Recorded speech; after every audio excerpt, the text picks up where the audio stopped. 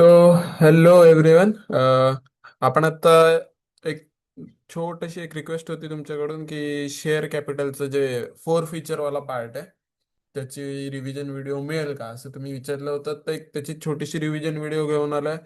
एक फक्त याच्या अगोदर व्हिडिओ बघायच्या अगोदर मी म्हणेल तुम्हाला बेसिक शेअर कॅपिटल बद्दल किंवा ओव्हरऑल कंपनी बद्दल माहिती आहे किंवा तुम्ही कंपनी अकाउंट्स मधलं बरचसं वाचून आलात ह्या हिशोबाने आणि तुम्ही एकदा तरी इश्यू ऑफ शेअर शिकलायत ह्या पर्स्पेक्टिव्हनी पुढचं पूर्ण लेक्चर राहील.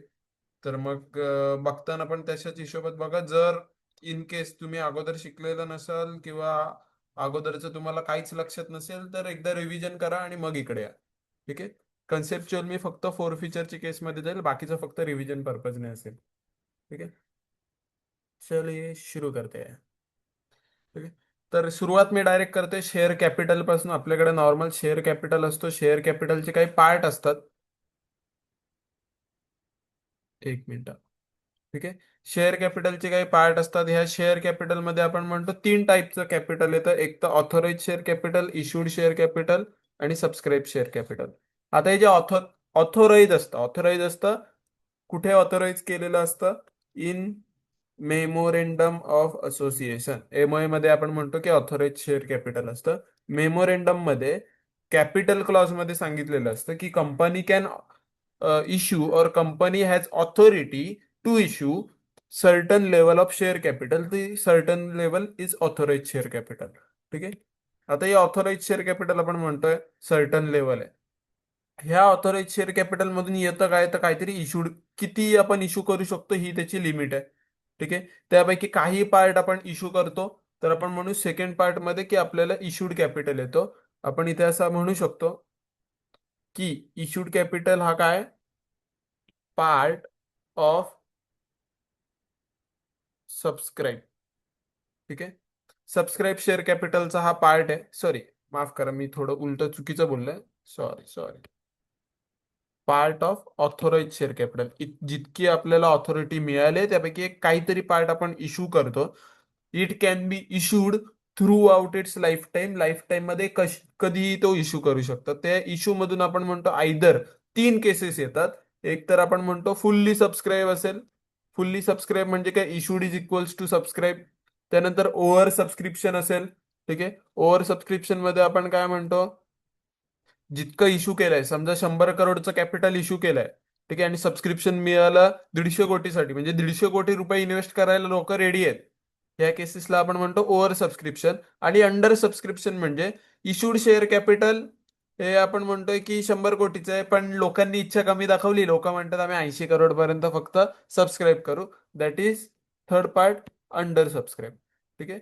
असे तीन पार्ट आहेत. तर मग सबस्क्राईब मध्ये पुन्हा तेच येणार. सबस्क्राईब मध्ये परत एकदा तुम्ही सबस्क्राईब केले, तुम्ही म्हणजेच पब्लिकने सबस्क्राईब केलंय, तर कंपनी काय करेल तर कंपनी पैसे मागवेल. ठीक आहे. कंपनी काय करते, कंपनी म्हणते की मी सबस्क्राईब करायला सांगितलं, तुम्ही इश्यू केलं, तुम्ही सबस्क्राईब केलं. आता 10 रुपयाचा एक शेअर आहे. तर त्या 10 रुपयाच्या शेअरमध्ये ते म्हणतात आम्ही अगोदर 5 रुपये मागितले, मग 3 रुपये मागितले, मग 2 रुपये मागितले.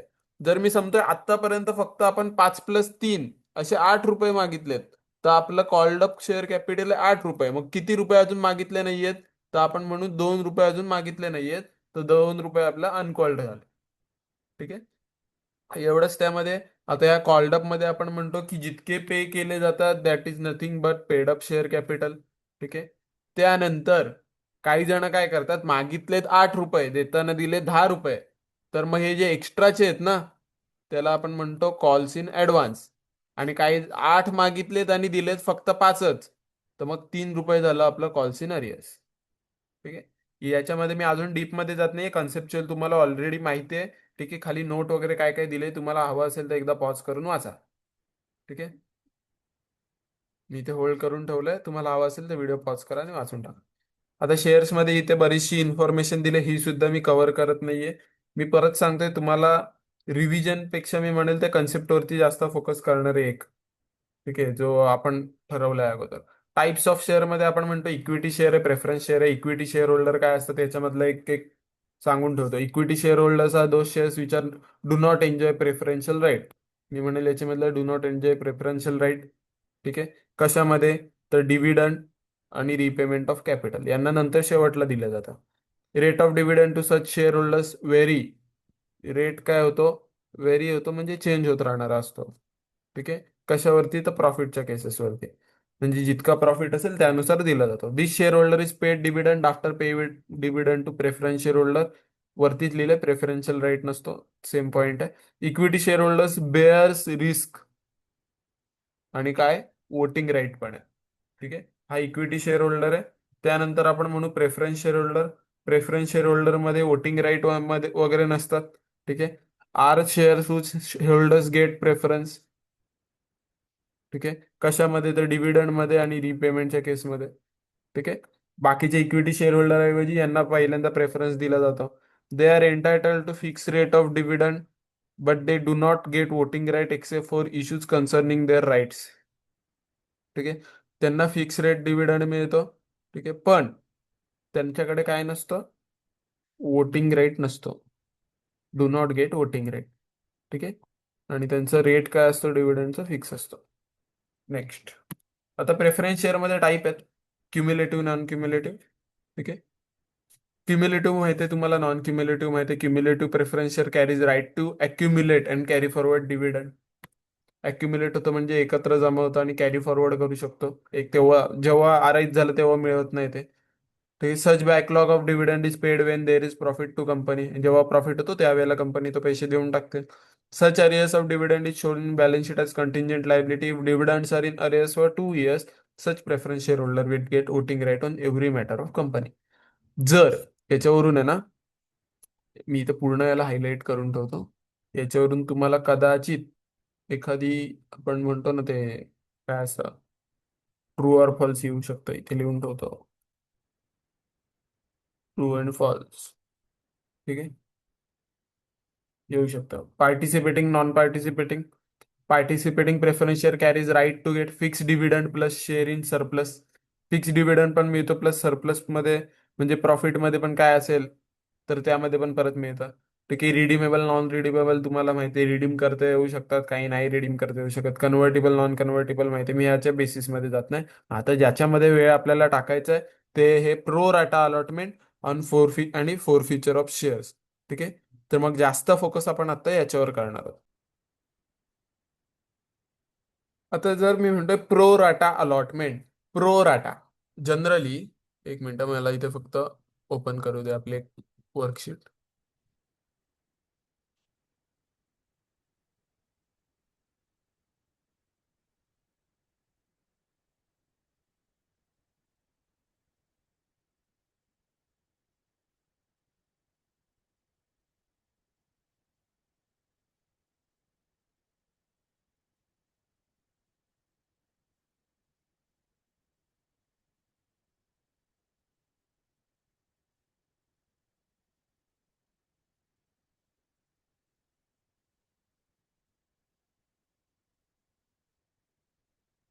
मला सांगा प्रो राटा, प्रो राटा म्हणजे आपण काय म्हणतो? प्रो राटा असं एक तिकडे मी शिकवताना सांगितलं होतं. प्रो राटा म्हणजे आपण म्हणतो प्रपोर्शनेट बेसिस. ठीक आहे. अलॉटमेंट म्हणजे तर तुम्हाला माहिती आहे, आपल्याकडे जनरली 3 केसेस असतात. एक तर असतो,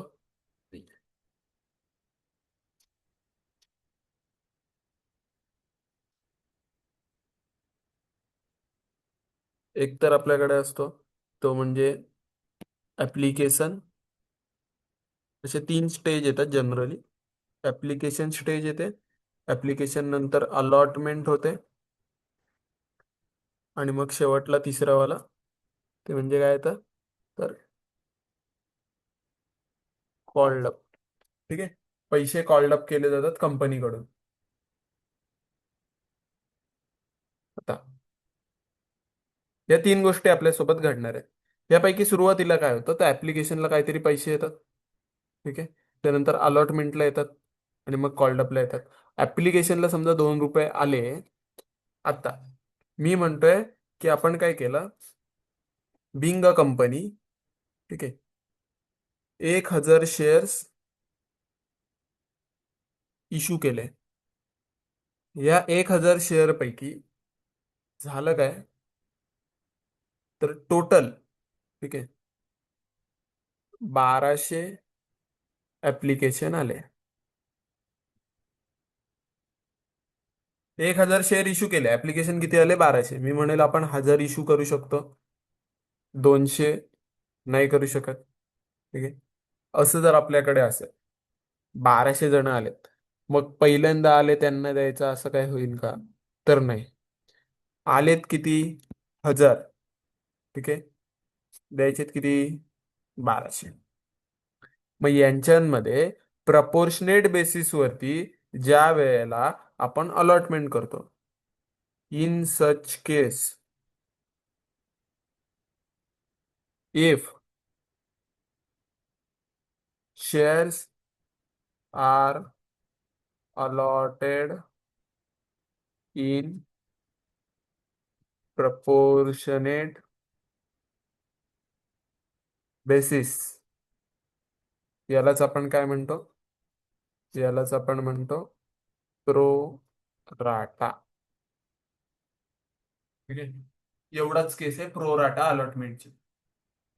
आता पुन्हा येऊ आपल्या बुकमध्ये काय दिलं तिथे बघू. Pro rata allotment means allotment in proportion of shares. Same म्हणाल मी, proportion of shares कसलं? तर applied for that is all applicants will get shares less than their share applied. बघा ना, आपण पण जी केस घेतली आहे त्याच्यामध्ये पण काय झालंय? 1200 रुपये आपण 1200 शेअर्स काय झालेत? अप्लाय झालेत. इश्यू किती झालेत?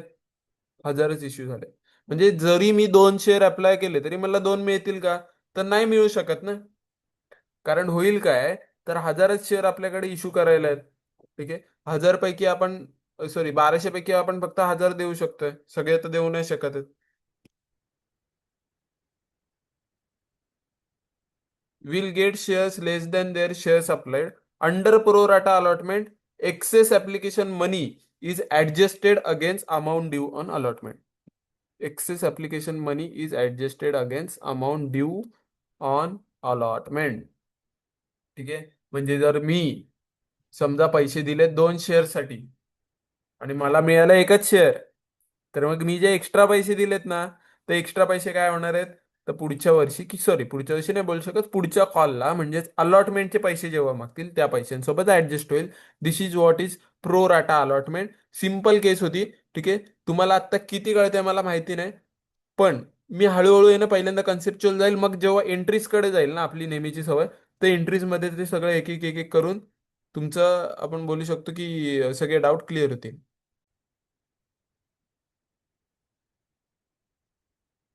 तर समजा पुढच्या केसमध्ये, ठीक आहे, आता मी क्लिअरली एक एक एक एक करत घेतो. सगळ्यात पहिल्यांदा झालं काय? ऍप्लिकेशन मनी कॉल्ड. ठीक आहे.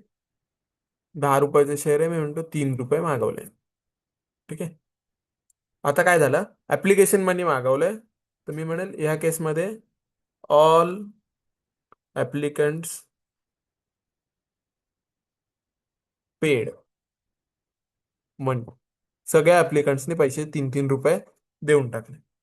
सेकंड केसमध्ये आता आलं आपली अलॉटमेंटची पाळी. अलॉटमेंट मनी कॉल्ड अप. मी म्हणेल अलॉटमेंट मनी 2 रुपयाची आहे. ठीक आहे. इथे पण मी काय म्हणतो? ऑल अप्लिकंट्स पेड मनी. ज्यांना ज्यांना अलॉटमेंट झाले होते ते सगळ्यांनी हे पैसे पण दिले. दिवस सरत गेले. पुढचा दिवस आला. First call made. ठीक आहे. पहिल्यांदा पैसे मागवले कंपनीने, मी म्हणतो किती? 3 रुपये. आता झालं काय? आपल्याकडे 1000 शेअर होल्डर होते ना, तर मी म्हणेल 800 share holders paid. 200 share holders did not paid. ठीक आहे. असं जर झालं ना, तर मग ह्या केसलाच आपण काय म्हणतो, ह्याच केसला आपण म्हणतो हे 200 शेअर होल्डर वाले शेअर होल्डर आहेत, त्याला आपण म्हणतो कॉल्स इन अरियर्स. ठीक आहे. आता वाईज वर्सा जर दुसरी केस झाली, दुसऱ्या केसमध्ये मी काय म्हणतो, काय झालं दुसऱ्या केसमध्ये, म्हणजे याच केसमध्ये और म्हणून मी लिहितो, काय होतंय 800 share holders paid ₹5 each and others paid ₹3 each. मला सांगा दोघांमध्ये फरक काय पडतोय.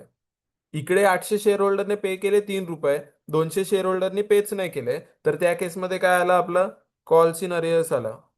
ठीक आहे. पण समजा मी काय म्हणतो, 800 शेअर होल्डरनी ₹5 दिले, ऍक्च्युअल मध्ये 3 मागितले, दिले किती, 5. यालाच आपण काय म्हणतो, कॉल्स इन ऍडव्हान्स. ठीक आहे. सिंपल केस आहे, एकदा रीड करून घेऊ त्यांनी काय म्हटलंय.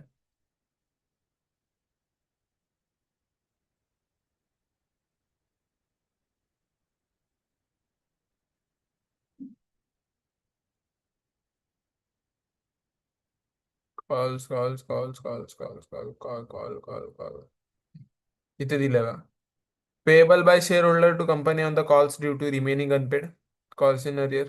ठीक आहे. आता हा आता त्याचा इंटरेस्ट वाला पार्ट दिला, मी म्हणेल ना हे तुम्ही घरी एकदा काय करा, इम्पॉर्टंट म्हणून मार्क करतो याला.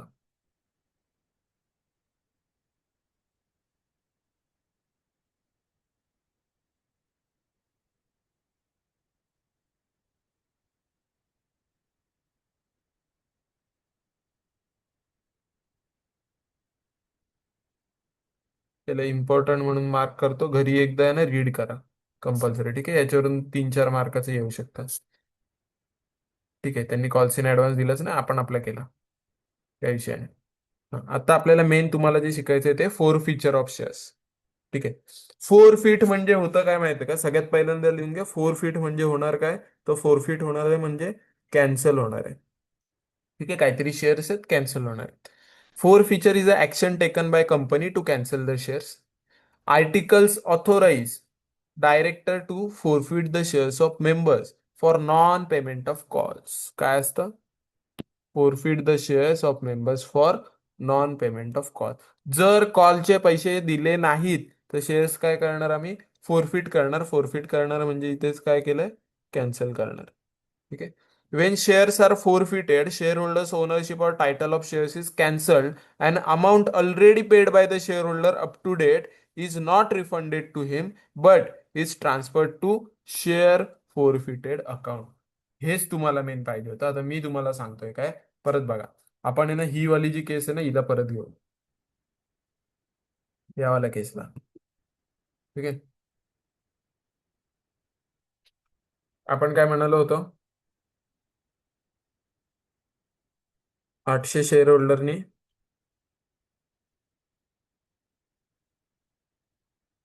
Paid in full. 800 शेअर होल्डरने पूर्ण पैसे दिले आणि 200 शेअर होल्डरने काय केलं, डीड नॉट पेड. ठीक आहे. त्यांनी काय म्हणतं, हे कोणत्या केसमध्ये, कॉलच्या केसमध्ये, पण अगोदरचे ₹5 तर पूर्ण दिलेत ना. ठीक आहे. तर मग ह्या केसमध्ये होईल काय, त्यांनी अगोदरचे पेड किती आहेत, 200 × 5, मी म्हणेल ₹1000 काय केलेत, ऑलरेडी पेड. ठीक आहे. आणि अनपेड किती आहेत, तर 200 × 3, म्हणजेच मी म्हणेल ₹600 कॉल्ड अप आहेत.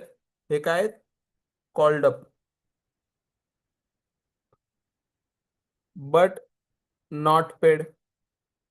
ठीक आहे.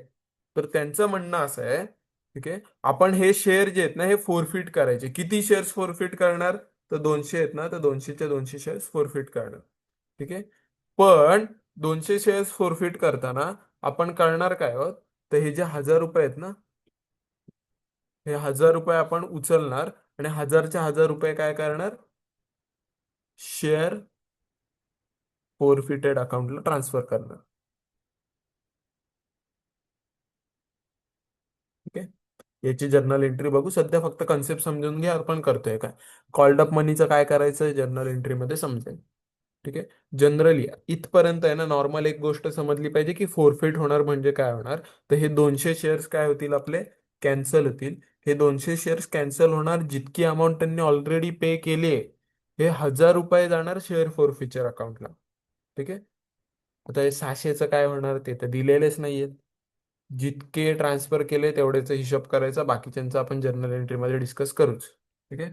Such share forfeited account is added to share capital in the balance sheet. Ultimately हे कुठे जाणार, forfeiture account is added to share capital. ठीक आहे. हे तुम्हाला ट्रू ऑर फॉल्सला वगैरे गरजेच्या गोष्टी ज्या हायलाइट केलेल्या आहेत त्या. आता हे रिइश्यू ऑफ फोरफिटेड शेअर्सला आपण पुढे येऊ. ठीक आहे. त्या अगोदर मी म्हणेल आपण जर्नल एंट्री बेसिक वाले कम्प्लीट करून टाकू. ठीक आहे. आणि मग ते पॉइंट्स टू रिमेंबरला वगैरे. बरं. आता काही काही जर्नल एंट्री मी इकडेच डायरेक्ट त्यांनी लिहून दिल्यात त्याच्यामध्येच करून टाकतो कारण तुम्हाला येतं. ठीक आहे. बाकीचं काय आपण नुसतं डिस्कशन केलं तरी पण चालेल, आणि जे डिफिकल्ट आहे ते वाला तर आत्ता जसं लिहितोय तसं लिहून. तर आता एक जर्नल एंट्रीज पटकन डिस्कस करून घेऊ. इश्यू ऍट पार आहे. ठीक आहे. इश्यूचं आपल्याला माहिती आहे सगळ्यात पहिल्यांदा बेसिक एंट्रीज. इश्यू असू दे, काही असू दे, काही असू दे.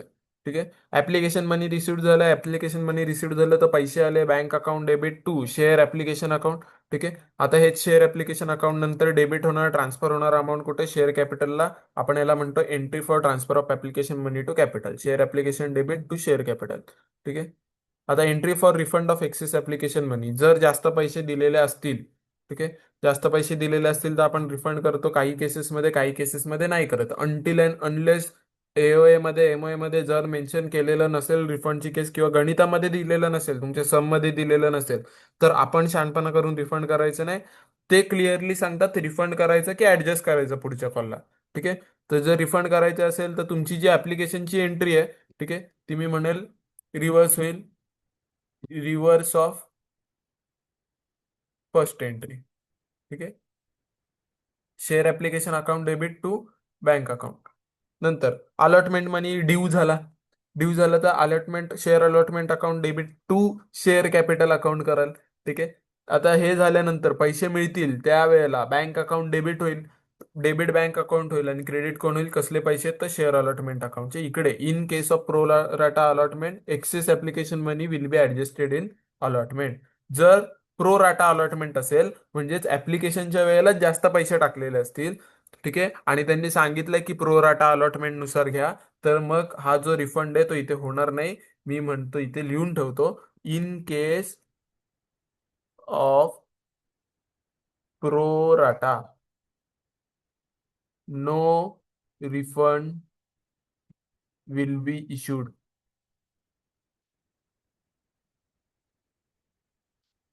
And amount will B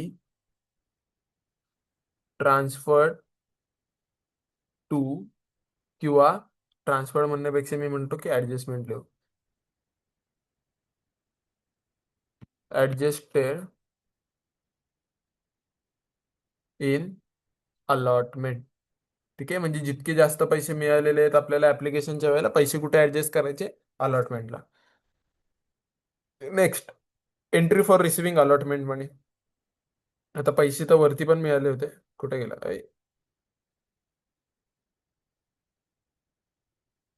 entry for receiving allotment money. Allotment मनीला बँक अकाउंट डेबिट कराल, कॉल्स इन ऍडव्हान्स कराल. ठीक आहे. कॉल्स इन अरियर्स असेल काही तर शेअर्स अलॉटमेंट असेल. ठीक आहे. हे सिंपल आहे. कॉल्स इन ऍडव्हान्स वगैरे सहसा नसतं, असेल तर लिहायचं.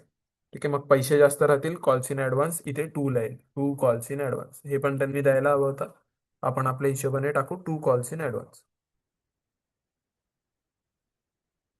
ठीक आहे. कॉलची एंट्री करायची म्हणजे फर्स्ट कॉल हे केलंय त्यांनी, कॉल केलाय तर शेअर कॉल अकाउंट किंवा शेअर इथे काय फर्स्ट असेल सेकंड असेल ते आपल्या हिशोबाने लिहायचं. ठीक आहे. शेअर फर्स्ट और सेकंड कॉल, फायनल कॉल असेल तर final call account debit to share capital account. आणि receiving call money, call money मिळताना बँक अकाउंट डेबिट कराल. टू शेअर कॅपिटल सेम इकडे टू कॉल सिनारिओज आहे, आपण इथे लिहू to calls in advance extra मध्ये पैसे मिळू शकतात. नेक्स्ट, आता आपण काय म्हणतो, फोरफीड झाले. ठीक आहे, फोरफीड झाले शेअर फोर फीचर अकाउंट, पैसे काहीतरी टाकायचेत आपल्याला. फोर फीचर मध्ये आपण काय म्हणतोय, आपले पैसे किती फोरफीट झाले, शेअर्स किती फोरफीट झाले.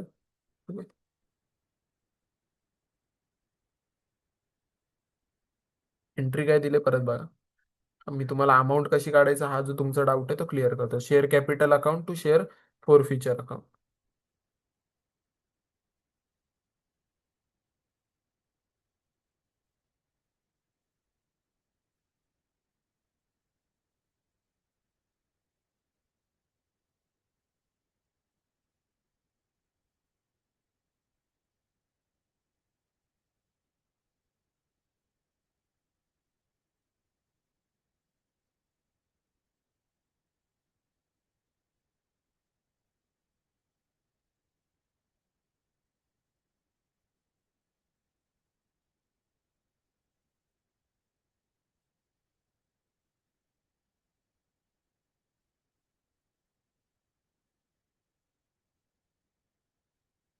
ठीक आहे, ही तुमची एंट्री आहे.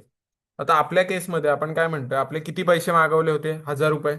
ठीक आहे, आता 1,000 रुपये, सॉरी 1,000 रुपये नाही, किती पैसे मागवलेत, 200 गुणिले 600 रुपये मागवले. 600 रुपये आपण मागवले होते. ठीक आहे, 600 रुपये मागवल्यानंतर आपण काय म्हणतो, झालं काय ते त्यांनी 600 रुपये दिले नाही. मग आपण काय म्हणतो, 600 रुपये दिले नाही पण, ठीक आहे परत बघा, 600 रुपये दिलेले नाहीयेत पण त्यांनी 1,000 रुपये ऑलरेडी दिलेत. आता हे शेअर्स कॅन्सल होणार आहेत. ठीक आहे, पूर्णच्या पूर्ण. ठीक आहे, 2,000 टोटल अमाऊंट आहे, त्यापैकी आपण काय म्हणतो, शेअर्स कॅन्सल होणार आहेत. कुठे गेला, हा मी उलटी एंट्री केली ना, बरोबर इथे लिहिलं होतं, एक मिनिट.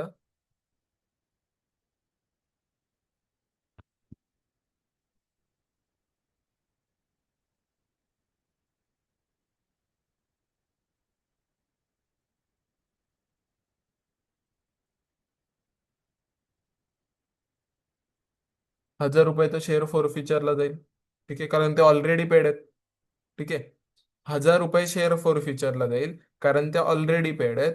आणि ऍक्च्युअल मध्ये शेअर कॅपिटल कितीने कमी होईल. ठीक आहे, हा तुमचा जो क्वेश्चन आहे ना, हे आता मला तुम्हाला एक्सप्लेन करायचं आहे, नक्की तुमचं म्हणणं काय आहे आणि नक्की होतंय काय. बघा होतं काय, ऍक्च्युअल शेअर्स किती आहेत, तर मी म्हणेल 2,000 शेअर्स आहेत. ठीक आहे, सॉरी 200 शेअर्स आहेत. अमाऊंट ऑफ शेअर्स, शेअर्सची अमाऊंट किती आहे, 200 तुमचे शेअर्स आहेत, 10 रुपयाचा एक शेअर आहे, म्हणजे टोटल अमाऊंट झाली किती, तर 2,000 रुपये तुमची शेअर्सची अमाऊंट झाली. आता ही जी शेअर्सची अमाऊंट 2,000 रुपये झाली आहे, हेच मी म्हणेल ना की हे तुमचं काय आहे, ऍक्च्युअल शेअर कॅपिटल आहे. ठीक आहे, हे काय आहे, तुमचं ऍक्च्युअल शेअर कॅपिटल आहे. 2,000 रुपयाचं तुमचं ऍक्च्युअल शेअर कॅपिटल आहे. मला सांगा आता परत इकडे या, तुमचे 200 शेअर्स कॅन्सल करायचे आहेत. आता शेअर कॅन्सल करताना पहिल्यांदा तर तुम्ही काय केलेलं असेल तर 200 शेअर्सची पूर्णच्या पूर्ण कॅपिटलला आपण टाकून ठेवलेलं असतं. ठीक आहे, आता हे जे 200 शेअर्स पूर्ण आपले, आपण म्हणतोय की कॅन्सल करायचे आहेत. 200 शेअर्स पूर्ण कॅन्सल करताना आपल्याला या 2,000च्या अमाऊंटला करायला लागतील ना. ठीक आहे, तर मग इकडे तुमची ह्या केसमध्ये एंट्री होताना काय होईल, तर 2,000चं शेअर कॅपिटल तुमचं कमी होईल. त्यापैकी 1,000 रुपये तुम्ही कॉलअप केलेले होते. ठीक आहे, ते 1,000 रुपये तुमचे फोरफिट होतील. तर मग हे 1,000 रुपये इथे फोरफिट झाले. सेम इकडे 2,000 रुपये तुमचे डेबिट झाले. मग जी डिफरन्शियल अमाऊंट आहे ती आपण 1,000 रुपये कॉल्स मागवले होते पण ते आले नाहीत. ठीक आहे, असे तुमच्या एंट्रीज येतील. एकदा 2-3 गणित तुपल्या याच्यामध्ये आहेत ती चेक करून बघा. आता हे परत एंट्री फॉर रिइश्यू वगैरे काय काय काय काय आहे. ठीक आहे, इकडे बघा फोर फीचरची एंट्री इकडे पण त्यांनी दिली आहे. ठीक आहे, प्रीमियमच्या केसमध्ये यामध्ये आता जर वेळ घालवायला गेलो ना खूप वेळ जाईल, इतका आत्ता वेळ नाहीये. ठीक आहे, आता जर समजा एक्झामला खूप काही झालं लक्षात आलंच नाही, एंट्री करून यायची. ठीक आहे. एंट्री करताना आपल्याला एक गोष्ट तर लक्षात आहे की शेअर फॉर फ्युचरला कोणती अमाऊंट टाकायची. शेअर फॉर फ्युचरला ती अमाऊंट टाकायची जी ऑलरेडी पे झालेली आहे. ठीक आहे. एवढं तर आपल्याला करता येतं. आता हे कॅल्क्युलेशन्स तुम्ही कसे कराल, आउटस्टँडिंग वगैरे सगळे ते टेबल पण बनवायला तुम्हाला दाखवलेले आहेत. ठीक आहे. तर मग ते टेबल वर्किंग नोटमध्ये पहिले बनवा. सगळ्यात चांगली गोष्ट असते पहिल्यांदा वर्किंग नोट तुम्ही सॉल्व्ह कराल 2 पानं स्किप करून, आणि मग ते 2 पानं स्किप केलं त्यावरती वर्किंग नोटच्या बेसिसवरती आन्सर लिहा. अगोदर जरी वर्किंग नोट बनवली तरी कोणी काही बोलत नाही. आपण फक्त आणि फक्त जस्ट प्रेझेंटेशन पर्पजसाठी आपण शेवटला वर्किंग नोट बनवतो. ठीक आहे. तुम्ही सुरुवातीला डायरेक्ट वर्किंग नोट लिहिलीत तरी काही फरक नाही पडत, पण वर्किंग नोटच्या शिवाय त्या एंट्रीजकडे जाऊ नका. ठीक आहे. मी आता पॉइंट्स टू रिमेंबर कडे येतोय कारण ते आता जरा थोडंसं गरजेचं आहे. इकडे असेल हा. शेअर कॅपिटल इज डेबिटेड और credited with called up amount and share forfeited is credited with amount received on forfeited shares. जितके पैसे कॉल्ड अप केलेत, आपण कॉल्ड अप किती केलेत, त्या अमाऊंटने आपले काय होणार, शेअर कॅपिटल होणार. ठीक आहे. आता इकडे आलो, इकडे आपण फुल कॉल्ड अप केलेले होते का या केसमध्ये. आपण कॉल्ड अप किती केलेत, एका शेअर मागे 5 आणि 3 किती रुपये केलेत, 5 आणि 3 8 रुपये. म्हणजे आपण टोटल कॉल्ड अप किती केले इथे आपण म्हणतोय 1600 रुपये. ठीक आहे. आपण फोरफिट किती केले 1000 रुपये, म्हणजे आपले कॉल सिनारिओज किती झाले, तर 6000 रुपये, 600 रुपये झाले. हे बघा 600 रुपये आपले येणं बाकी होतं, कॉल्ड अप होते. आलेत का, तर आले नाहीयेत म्हणून हे कोण झाले, कॉल सिनारिओज. ठीक आहे. परत एकदा सांगतो काय आहे. ठीक आहे. आपले ऍक्च्युअल शेअर्स किती आहेत, 200. ठीक आहे. आता या 200 शेअर्स मध्ये नंतर मी म्हणेल की 200 शेअर्सची अमाऊंट किती आहे, 2000 रुपये. ठीक आहे. म्हणजे ऍक्च्युअल शेअर कॅपिटल आहे. पण यापैकी आपण कॉल्ड अप किती केलाय, तर मी इथे लिहून ठेवतो ही अमाऊंट कसली आहे, कॉल्ड अप अमाऊंट. जितके आपण कॉल्ड अप केलेत, मी काय म्हणतो किती कॉल्ड अप केलेत, ₹8 पर शेअर. ठीक आहे. 8 रुपये पर शेअर आपण कॉल्ड अप केले. त्यापैकी ऍक्च्युली पेड किती आहेत, तर मी म्हणेल ऍक्च्युली पेड किंवा ऍक्च्युली रिसिव्ड ₹5 पर शेअर. म्हणजे इतकी अमाऊंट आपण काय करणार, ऍक्च्युली रिसिव्ड वाली फोरफिट करणार. आणि मग उरलेली जी अमाऊंट आहे ती मिळालेली आहे नाहीये, तिला आपण म्हणतो amount called but not received. ठीक आहे. असं कॅल्क्युलेशन तुम्हाला करायचंय शेअर फॉर फ्युचर अकाउंटचं. ठीक आहे. पॉइंट्स टू रिमेंबरला आलो, ऑपअप रिमेंबर सगळं होईल. ठीक आहे. Share capital is debited with called up amount and share forfeited amount is credited with amount received on forfeited shares from old share holder. ठीक आहे. Share forfeited account consist of amount received from share holder who has defaulted. ज्यांनी default केलाय, कोणी default केलाय, हे 200 share होल्डर्सनी ना. मग एक 200 शेअर होल्डरनी किती पैसे दिलेत, तर टोटल आपल्याला 1000 रुपये दिलेत. म्हणून हे 1000 रुपये आपण इकडे ट्रान्सफर केले शेअर फॉर फ्युचर अकाउंटला. ठीक आहे. पुढे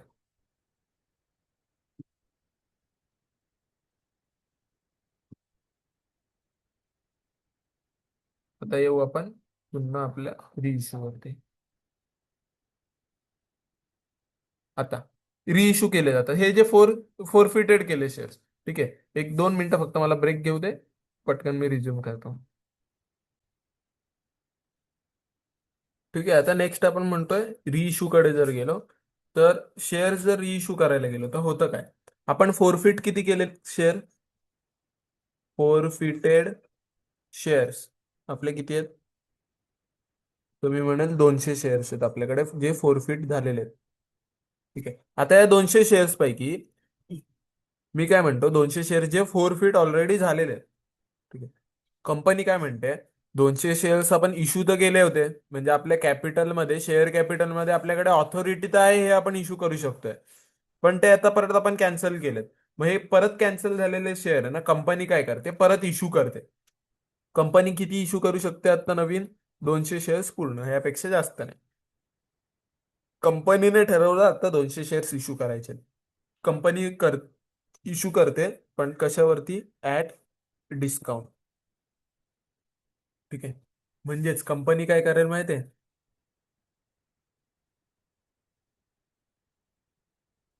तर आपला शेअर कितीचा आहे, ऍक्च्युअल शेअर प्राइस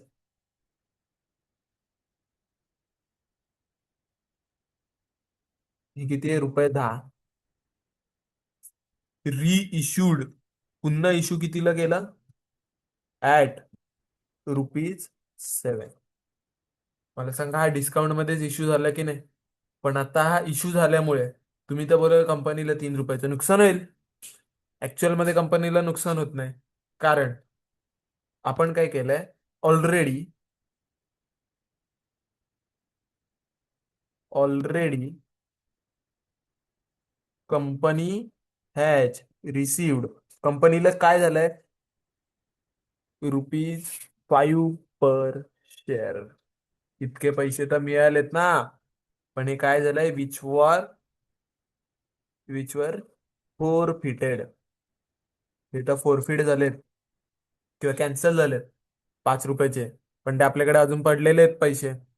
मग कंपनी काय करेल, रिइश्यू करेल. आता कंपनी रिइश्यू करताना ₹7 करते. आपण काय म्हणतो, आई शपथ आपल्याला लॉस झाला. ठीक आहे. पण जर बघितलं तर कंपनीला प्रॉफिट झालाय. कसं सांगू, तुम्ही म्हणेल फोरफिटेड अमाऊंट पर शेअर किती आहे. ओल्ड शेअर मधून आपल्याला किती अमाऊंट मिळाले, ₹5. मायनस करा discount allowed on reissue, reissue वरती किती डिस्काउंट दिला, ₹3. म्हणजेच आपण म्हणू शकतो आपला प्रॉफिट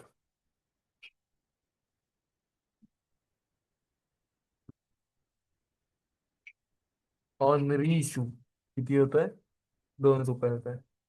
ठीक आहे. सिंपल कॅल्क्युलेशन आहे. काय झालं बघा, 200 शेअर होते, डिस्काउंट वरती कंपनीने रिइश्यू करायचे ठरवले. आता हे कोणते शेअर्स आहेत 200 रिइश्यू करायचे, जे ऑलरेडी फोरफिट झालेत तेच आहेत बरं का. म्हणजे मगाशी जे 200 फोरफिट झाले होते ना, तेच शेअर आहेत हे. आता हे जे 200 शेअर आहेत ते डिस्काउंट वरती इश्यू करायचे आहेत. म्हणजे ₹10 शेअर कंपनी काय करायचे, ₹7 इश्यू करू शकते. ठीक आहे. कंपनीने ऑलरेडी जे शेअर इश्यू केले होते त्यामधून त्यांना ₹5 मिळालेले होते ओल्ड शेअर होल्डर कडून, पण ते फोरफिट झाले. मग कंपनी काय म्हणते, आता बोलते मला प्रॉफिट झालंय की लॉस झालाय. तर कंपनी काय ट्रीट करेल, तर फोरफिट जितकी काय अमाऊंट केलेली होती ना आपण, म्हणजे ओल्ड शेअर होल्डर कडून जितके पैसे मिळालेले, आपण किती म्हणतोय, तर ₹5 मिळालेत पर शेअर. पण त्यावरती आत्ता तर ₹3 डिस्काउंट दिलाय, म्हणजे ₹3 आपण बोलू शकतो की त्यामधले आपण गिव्ह अप केले. ₹3 जर गिव्ह अप केले, तर मग त्यावरती प्रॉफिट किती झाला, स्टील आपल्याकडे ₹2 पडून आहेत. आता आपण हे जे फोरफिट केलेली अमाऊंट आहे ती तर कधी कोणाला रिटर्न करत नाही. तर मग आपल्याला प्रॉफिट ऑन रिइश्यू किती झाला, तर ₹2 झाला. ही सिंपल केस आहे. ठीक आहे. तुम्हाला जर टोटल प्रॉफिट हवा असेल तर आपण काय करू, to number of shares, number of shares किती असतील मॅक्सिमम, तर मी म्हणेल इथे मॅक्सिमम किती असू शकतात, 200. ठीक आहे. 200 का, कारण ऍक्च्युअल मध्ये परफिट किती झालेत, 200, तर तेवढेच फक्त रिइश्यू होतील. तर मी म्हणेल इथे 200 शेअर्सने मल्टिप्लाय केलं तर तुमचा total profit on reissue of share झाला ₹200. ठीक आहे. संपलं. This is what forfeiture and reissue of shares. ठीक आहे. एकदम सिंपल आहे. आता नोट्स मध्ये काय दिलं एकदा वाचून. Reissue of forfeited share can be followed as follows, discount वरती होऊ शकतो. ठीक आहे. Such discount cannot exceed share forfeited account, म्हणजे ₹5 आपल्या केसमध्ये त्याच्यावरती जाऊ नाही शकत, नाही तर लॉस होईल. Such discount should be debited to share forfeited account, जो डिस्काउंट आहे तो डेबिट कोणाला मारायचा, शेअर फॉरफिटेड अकाउंटला. का डेबिट त्याला मारायचा, कारण ऍक्च्युअल मध्ये आपण काय करतोय, तिकडचीच अमाऊंट युटिलाइज करतोय ना, तर ₹3 डिस्काउंट देण्यासाठी. म्हणून परत एंट्रीच्या केसमध्ये सांगतो, at more than face value पण इश्यू करू शकतात. In this case no discount is given on reissue, reissue वरती काही डिस्काउंट देत नाही. Amount received in excess of face value is transfer to securities premium account, याला मी म्हणू शकतो अगोदर इकडे डिस्काउंट मध्ये इश्यू केला होता. ठीक आहे. इकडे कशावरती इश्यू केलाय, तर मी इथे म्हणेल प्रीमियम वरती इश्यू केलाय. ठीक आहे. म्हणजे ते नवीन इश्यू करताना पण लोकांकडून जास्त पैसे घेतले, बघा कंपनी कशी आहे. आता जो मी आता प्रॉफिटचं तुम्हाला समजावून दाखवलं, सेम इकडे profit and reissue of shares is calculated as follows. Amount received from old share holder per share on issue, मी याला म्हणेल ही फोरफिटेड अमाऊंट आहे. ठीक आहे, ही फोरफिटेड अमाऊंट आहे less discount given to new share holder, जो आता नवीन डिस्काउंट दिलाय रिइश्यू वरती.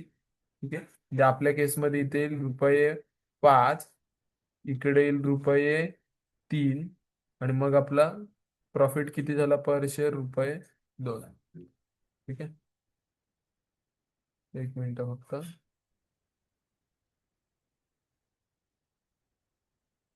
आता हा महत्वाचा महत्वाचा प्रॉफिट ऑन रिइश्यू आहे.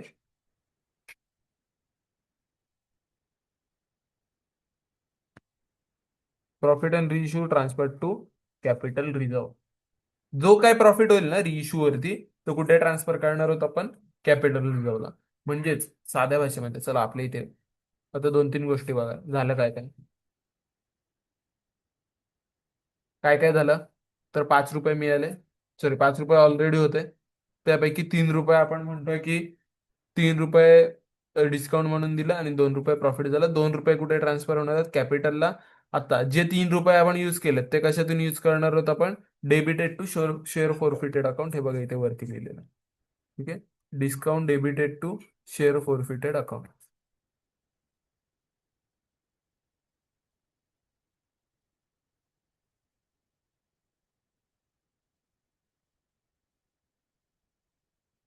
Maximum discount which can be given to new share holder on reissue is equals to amount received from old share holder lying in share forfeited account. हे आपण वरती पण वाचलं. आता if shares are forfeited and reissued, maximum discount to be given and this is the same. तेच तेच परत देतील 4-4 वेळा. Share forfeited account is use to give discount on reissue, हे पण आपण बघितलं. Balance in share forfeited account is equals to amount received from old share holder per share into number of share forfeited not reissued. ठीक आहे, साध्या गोष्टी remember करायला सांगितलं. आपण डायरेक्ट आता एंट्रीज वरती आणि आपण जे एक्झाम्पल केलंय त्याची एंट्री एक पास करून टाकू. ठीक आहे.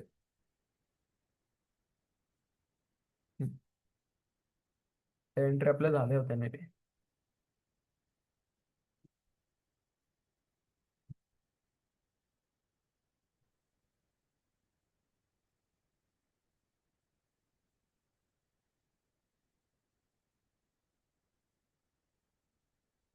बघा, रिइश्यू. आता आपल्याकडे शेअर आपल्याकडे शेअर कितीचा आहे? तर ₹10 आहे. ठीक आहे, बघू आता बघा. आपण येऊ एंट्रीवरती. Entry for रिइश्यू. ठीक आहे, होप्स तुम्हाला गणित वरचं लक्षात असेल. हे वालं आपण कॅरी करतो. हे वालंच कॅरी करतो. ठीक आहे, मला सांगा. नवीन शेअर आहे. नवीन शेअर आपण इश्यू केला. कितीचा इश्यू केला? तर मी म्हणेल टू शेअर कॅपिटल अकाउंट. पूर्ण ₹10 केला. 10 × 200 किती होते? 10 × 200. मी असं इथे अजम्पशन घेतलंय 200च्या 200 इश्यू केलंय. म्हणेल 2,000चं शेअर कॅपिटल आपलं वाढलं. ठीक आहे, 2,000चं शेअर कॅपिटल वाढलं. पण पण 2,000चं शेअर कॅपिटल वाढल्यानंतर आपल्याला पैसे तर पूर्ण नाही मिळालेत. आपल्याला पैसे किती मिळालेत फक्त बँक अकाउंटमध्ये? तर मी म्हणेल ₹7 पर शेअर. ठीक आहे, म्हणजेच 7 पर शेअर म्हणजे झाले किती? 7 × 200 ₹1,400. ₹1,600चा काय डिस्काउंट आहे. आता इकडे यांनी लिहिताना बघा काय लिहिलंय. डिस्काउंट ऐवजी काय लिहिलंय? Share forfeiture account. कारण आपण काय म्हणतो, डिस्काउंट आपण युटिलाइज कुठून करतोय? तर शेअर फॉर फ्युचर अकाउंट मधून करतोय.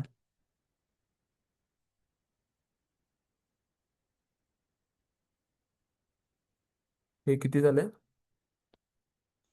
हे झाले ₹600. ठीक आहे, मी इथे लिहून ठेवतो. हा काय डिस्काउंट आहे. ठीक आहे, युअरची अमाऊंट रिसिवड आणि 2,000चं शेअर कॅपिटल मिळालंय. सिंपल एंट्री झाली. मी म्हणेल जवळपास सगळे डाऊट तुमचे क्लिअर झालेले असतील. ठीक आहे, आता entry for transfer to capital reserve. Capital रिझर्वला अमाऊंट टाकायची. कोणती अमाऊंट टाकायची कॅपिटल रिझर्वला? जी ही प्रॉफिट झाली ना, ही अमाऊंट. म्हणजे आपली टोटल किती अमाऊंट झाले प्रॉफिट? ₹200. आता कॅपिटल रिझर्वला टाकायची, म्हणजेच कॅपिटल रिझर्व वाढेल. To capital reserve. ठीक आहे, अमाऊंट किती झाली? 200. पण कॅपिटल रिझर्वला टाकलं तर डेबिट कोणाला करायचा? कोणाला करायचा? शेअर फॉर फ्युचर अकाउंटला करायचा. ठीक आहे. इथे कोणाला? Share forfeiture account 200.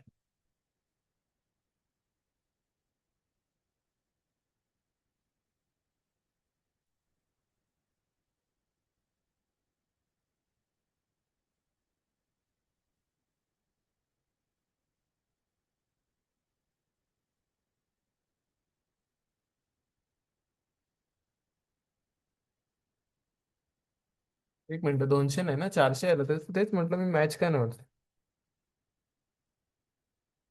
400 येईल, सॉरी, माझं कॅल्क्युलेशन चुकलंय. ठीक आहे, इकडे वरती पण 2 गुणिले 200 मी 200च केले. आपले दोन नंबर ऑफ शेअर्स 200 आहेत ना.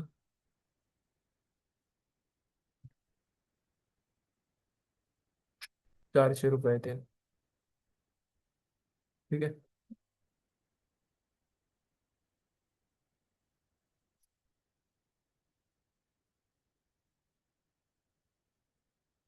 आता नीट लक्षात घेतलं तुम्हाला क्रॉस व्हेरीफाय करायला. शेअर फॉर फ्युचर अमाऊंट इकडे किती आहे? 400. इकडे किती आहे? 600. दोन्हीकडे डेबिट डेबिट आहे. ठीक आहे, 1000 रुपये झाले. वर अजून आपण आलो, मी तुम्हाला पीडीएफ पण देईल एक्सट्रॅक्ट करून. इकडे आपण शेअर फॉर फ्युचरला अमाऊंट किती टाकलेली होती? 1000 रुपये. समज रहा है? ठीक आहे. किती? 1000 रुपये आपण शेअर फॉर फ्युचरला टाकलेली होती. ठीक आहे. आता 1000 रुपये टाकले.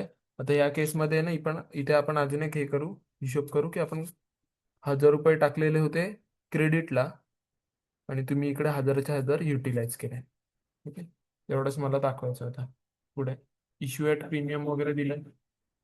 हे तर आपल्याला माहिती प्रीमियम वगैरे काय असतं. ठीक आहे, एकदा डिस्कस करू. शेअर अलॉटमेंटला डेबिट करतो. To share capital to securities premium. ठीक आहे. फोर फीचरच्या केसमध्ये काय होईल? जिथे जिथे प्रीमियम जाईल, हे तर आता तेवढं तुम्हाला लक्षात आहे. जर प्रीमियम मनी रिसीव्ह नाही झाला तर share capital account debit, securities premium account debit, to calls in arrears, to share forfeiture account. ठीक आहे. वरती एंट्री काय होती बघा. फोर फीचरच्या केसमध्ये ही झाली. आणि जर पैसे मिळालेले असतील तर share capital account debit, to calls in arrears, to share forfeiture account, म्हणजे ही नॉर्मल केस झाली.